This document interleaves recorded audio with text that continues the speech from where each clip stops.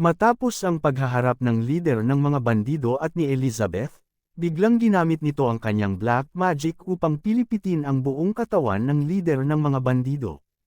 Ngunit habang nangyayari pa ito, biglang nagsalita si Leping at sinabi kay Elizabeth na huwag niya muna itong paslangin dahil hindi pa nila nalalaman ang totoong rason ng mga ito kung bakit nila ginagawa ang mga bagay na ito. Sa pagkarinig naman ng mga sinabi niyang ito, naalala ni Elizabeth ang kanyang pangako kaya sinabi niya na tama siya. Kaya, pagkasabi nito, nagsimulang mawasak ng tuluyan ang katawan ng lider ng mga bandido. Sa loob nito, makikita ang isang babae na siyang kumokontrol dito. Kasunod nito, tuluyan ng sumabog ang katawan ng bandidong iyon. Ngunit sa pagkakataong ito, naikulong na ni Elizabeth ang babaeng kumokontrol dito sa loob ng kanyang black magic. Habang sumisigaw naman ito na palabasin siya dito, minura niya ang grupo ni Leping at sinabi, "Hindi ko hahayaang matapos ninyo ang inyong misyon kahit na ikamatay ko pa, dahil kayo ay mga alipors lamang ng Royal City." Ang babaeng ito pala ay si Pisces, ang leader ng Flying Fish Bandit at ang runaway princess ng Kingdom of Aristotle. Habang patuloy naman itong nagwawala sa loob ng kapangyarihan ni Elizabeth, sinabi ni Leping, "Isa bang klase ng armor ang ginagamit nito kanina? Hindi ko inaasahan na mayroon palang babaeng kumokontrol nito mula sa loob." Habang manghang-mangha naman si Leping sa mga kakaibang imbensyong ito, ngumiti sa kanya si Elizabeth at sinabi, "Ipapaubaya ko na sa iyo ang interrogation sa babaeng iyan mamaya." Tumango naman si Leping sa kasinabing, "Sige, dahil marami talaga akong gustong itanong sa kanya." Samantala, ang kanyang mga alagad na naiwan sa ibaba ay nagsimulang sumigaw, "Pakawalan niyo ang aming leader. Dahil kahit maging kapalit man ito ay ang aming buhay, ililigtas pa rin namin siya." Nang marinig naman ang sinabing ito ng kanyang kasama, sinabi ng matabang bandido, "Kung ang pag-uusapan lang ay palit buhay, kunin niyo na ang sakin. Dahil kung wala ang leader namin, matagal na akong namatay." Kinontra naman siya ng isa pa at sinabi, "Hoy, Taba Boy. Ano ba ang sinasabi mo? Ako ang squad leader kaya ako dapat ang magsakripisyo." Ngunit habang nagtatalo pa sila tungkol dito, bigla namang tumama sa kanila ang isang malakas na kuryente, at pagkatapos ay tuluyan ng bumagsak ang mga ito. Ang may kagagawan pala nito ay ang aso ni Leping. Pagkatapos nito, pumunta naman siya sa butas na binagsakan ni Alpha at dito ay kinuha niya siya. Sa sandaling iyon, makikitang balot na balot pa rin ito ng mga magnet. Dahil naman dito, ginamit ng munting aso ang kanyang demagnetization rod upang tanggalin ang lahat ng mga magnet na nakadikit ngayon kay Alpha. Matapos niyang tuluyang matanggal ang lahat ng ito, sinabi ng munting aso, "Alpha, masyado pa talagang mababaw ang iyong karanasan pagdating sa pakikipaglaban, kaya sa susunod ay maghinay-hinay ka na lang muna dahil marami ka pang kailangang matutunan." Matapos naman niyang sabihin ito, naapektuhan pala ng demagnetization rod ang earphones na ginagamit ni Alpha. Sa sandaling iyon, kumonekta ito at nagpakita ang isang notification na nagsasabing, isang vulnerability ang na-detect kaya magsisimula na ang system relogin. Samantala, sa Kingdom of Aristotle, naganap ang pagsabog ng isang malakas na kuryente. Sa pinanggalingan nito, makikita ang ilang robot na nawasak. Sa gitna ng pagsabog na ito, makikita ang isa sa mga miyembro ng Dark Guild na sinasabing, "Tinanggap ninyo ang aming mga Dark Gear, ngunit ngayon ay tumatanggi na kayong magpasakop sa amin. Sa palagay nyo ba ay ganoon nyo kami kadaling maiisahan?" Sumagot naman ang lalaking kausap niya at sinabi, "Linawin muna natin ang totoong nangyari. Dahil kayong mga taga-Dark Guild ang siyang nagbigay nito bilang regalo sa aming Kingdom of Aristotle. Kaya, dahil sa pagiging generous namin, tinanggap namin ito upang pag-aralan. At isa pa, interesado rin ako sa iyong lightning magic body. Pwede ko bang pag-aralan din ang iyong katawan?" Ngunit hindi pa nakakasagot si Experiment number 24 nang bigla siyang umatake gamit ang isang bagay sa kanyang tungkod. Sa paggawa nito, tuluyan nang lumabas ang mga robot sa ilalim ng kanyang tinutuntungan na tinatawag niyang Iron Sentinels.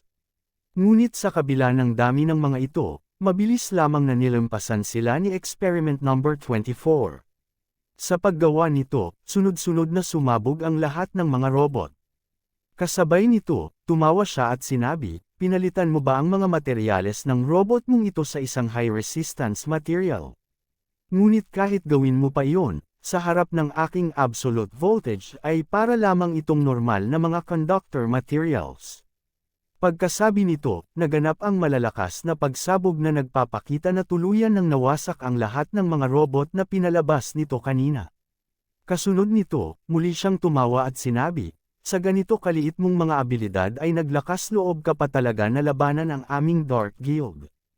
Hindi ba't masyadong mataas ang tingin mo sa iyong sarili? Pagkasabi naman niya nito, muling nag-activate ng isang bagong robot ang ministro ng Aristotle.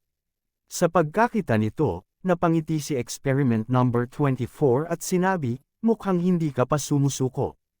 Ngunit kahit gaano karaming beses mong subukan, pasasabugan ko lamang ang mga robot mong iyan hanggang sa maging basura. Sa pagkakataong ito, isang higanteng robot na personal na kinokontrol ng ministro na tinatawag niyang Iron Sentinel ang kanyang ginamit. Kasunod nito, sinabi niya, matagal na akong nagre-research sa kung paano gagamitin ang electric magic upang palitan ang aming steam magic para sa aming mga makina. Ngunit kahit ganoon, masyadong mababa ang mga resulta nito.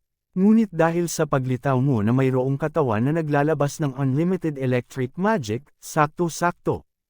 Dahil ikaw ang magiging sagot sa aming problema. Nawala naman ang ngiti sa mukha ng kalaban matapos niyang marinig ito at sinabi pa nga, bagamat hindi ko naiintindihan ang mga walang kwenta mong pinagsasabi, bibigyan pa rin kita ng isa pang pagkakataon. Gugustuhin mo bang mamatay sa aking kapangyarihan o isusuko mo na sa aming Dark Guild ang Kingdom of Aristotle? Hindi naman sumagot ang ministro at sa halip ay nagpakawala ito ng isang atake na tinawag niyang Steam-Powered Punch. Ngunit sa sandaling gawin niya iyon, agad na nakaiwas si Experiment number 24. Habang ginagawa niya ito, naisip niya, bakit nga ba hindi pa sinasakop ng aming master ang Kingdom of Aristotle? Gayong ang lakas naman nito ay mahina lamang. Ngunit ngayon, hindi na rin iyon mahalaga dahil sasakupan ko na ang lugar na ito upang ayalay sa aming master para mapabilis ang kanyang pag-recover. Kasunod nito, muling umatake ang ministro, ngunit tinuwanan lamang siya ng kanyang kalaban at sinabi, so, ang sagot mo pala ay ang pagkamatay mula sa aking kapangyarihan. Ngunit hindi pa rin siya pinansin ng ministro at sa halip ay nagpakawala pa nga ng panibagong atake na tinawag naman niyang finger missile. Sa paggawa nito, mabilis na lumipad ang mga missiles na iyon patungo kay Experiment number 24. Ngunit sa sandaling tatama na ito sa kanya, madali lamang niya itong iniwasan at nagsimulang tumawa, sinasabing, masyadong napakabagal ng iyong mga atake. Hindi mo pa rin ba nauunawaan ang pagkakaiba ng ating mga lakas? Sa kabila naman ng mga sinabi niyang ito, patuloy na nagmamasid ang ministro. Sa sandaling iyon, sinabi niya, paparating na ang aking inaante. Kasunod nga nito, ginamit na ng kalaban ang kanyang pinakamalakas na atake, ang Big Thunder, na direktang tumama sa robot na sinasakyan ng ministro at nagdulot ng matinding pagkakakuryente rito. Pagkalipas ng ilang sandali, tuluyan ng huminto ang atake ni Experiment number 24 at pagkatapos ay ngumiti siya, sinasabing, simula sa araw na ito, ang Kingdom of Aristotle ay opisyal nang nasa ilalim ng kontrol ng Dark Guild. Kasabay nito, naisip din niya na kapag nalaman ito ng kanyang master, matutuwa ito sa kanya. Sa kabilang banda, sa kabila ng dinanas ng ministro, muli itong ngumiti at sinabi, sa kabutihang palad, ang resulta ay kagaya ng aking inaasahan. Kasunod nito, nagsimulang maging aktibo at mapuno sa full power ang robot na kanyang sinasakyan. Pagkatapos, mabilis itong sumugod sa kalaban, at bago tuluyang pakawalan ang kanyang atake, sinabi nito, salamat sa napakaraming enerhiyang ibinigay mo. Pagkatapos, tuluyan ng tumama ang kanyang kamao kay Experiment number 24, na nagpalipad naman sa kanya at nagpabaon sa ilalim ng lupa. Ngunit agad din namang muling lumipad mula sa ilalim si Experiment number 24 at galit na napatanong sa kanyang sarili, ano ang nangyari? Agad ko namang ginamit ang aking maximum power output, kaya dapat ay siya ang nawasak at nagkapira-piraso sa ginawa niyang iyon sa akin. Ngunit sa halip, ako pa ang lumipad patungo sa ilalim ng lupa. Malinaw ko ding nakita ang kanyang mga kilos, ngunit para bang ang katawan ko ay naging mas mabagal kaysa sa dati. Matapos namang maisip ito, napansin niya ang binagsakan ng mga rocket fingers kanina ng ministro, at dito niya naisip na ang atakeng iyon ay isang fake attack lamang. Dahil ang totoong layunin nito ay upang iset up ang bagay na ito para i-disperse ang aking kuryente. Samantala, habang nag-iipon ng panibagong atake ang ministro, sinabi niya, ang iyong lightning magic ay masyadong malakas ang output ratio, ngunit ngayon na agad itong nadidisperse, nako curious tuloy ako kung ano ang iyong totoong anyo. Pagkasabi nito, tuluyan na niyang pinakawalan ang kanyang atake na direktang tumama kay experiment number 24 at nagdulot ng malaking pagsabog sa binagsakan nito. Kasabay nito, makikita rin na tuluyan ng nagkapira-piraso ang katawan niya. Nagsimula namang tumawa ang ministro nang makita ito at sinabi, huwag niyong laging iisipin na ang inyong Dark Guild lamang ang nagtatago sa kadiliman. Dahil hindi niyo alam na may mas malaki pang mga predator na nag-aabang sa inyo. Kaya hindi kayo nakakasigurado kung kayo ba ang kakain o kayo ang kakainin sa dulo. Pagkasabi naman nito, nagsimulang yumanig ang lupa. Mula sa ilalim nito, lumabas ang napakalakas na mga kuryente. Kasunod nito, nagsimulang maluso ang lupa sa paligid ng binagsakan ni experiment number 24. Kaya nagtataka niyang tinanong, hindi ba't nawasak ko na kanina ang kanyang katawan? Bakit parang tila lalo pa atang mas lumakas ang kanyang enerhiya? Pagkasabi nito, lumabas mula sa ilalim ng lupa ang isang bola ng enerhiya at sinabi nito, hindi ko inaasahan na magagawa mong sirain ang limiter na nilagay sa akin ng aking master. Kasunod nito, naging humanoid form ang bola ng enerhiya. Habang patuloy itong naglalabas ng mga kidlat sa paligid, nabuo na ang tunay nitong anyo. Galit itong nagsabi, nagbago na ang isip ko. Hindi ko na gusto na sumuko kayo sa aming Dark Guild. Dahil ngayon, gusto ko nang burahin ang Kingdom of Aristotle mula sa Hero Continent ng tuluyan.